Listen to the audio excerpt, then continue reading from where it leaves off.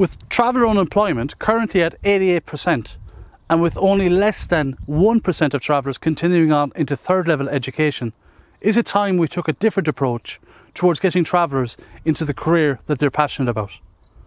I'm here in Tuam, County Galway today to talk to Tomás Ward, who spent most of his life fixing and reconditioning old motorbikes and cars, all without a formal education.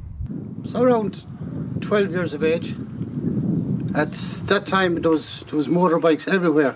It was the common mode of travel, so everyone had a bike, more so than a car.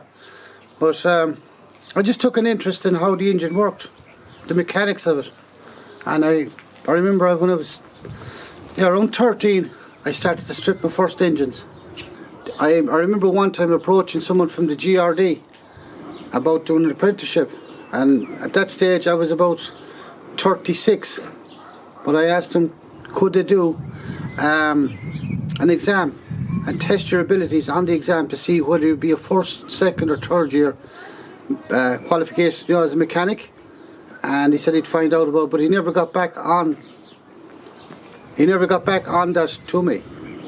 But then my son Tomás, he was interested in mechanics, so I started to show he was interested at, I'd say, around the age of 2. Tomás Ward is 28 years of age and he's in the final few months of his 4-year apprenticeship.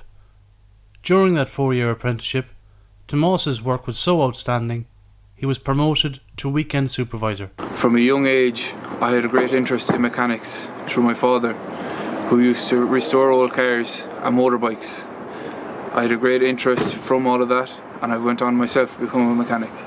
It's a pity that he didn't have the opportunities that I have now.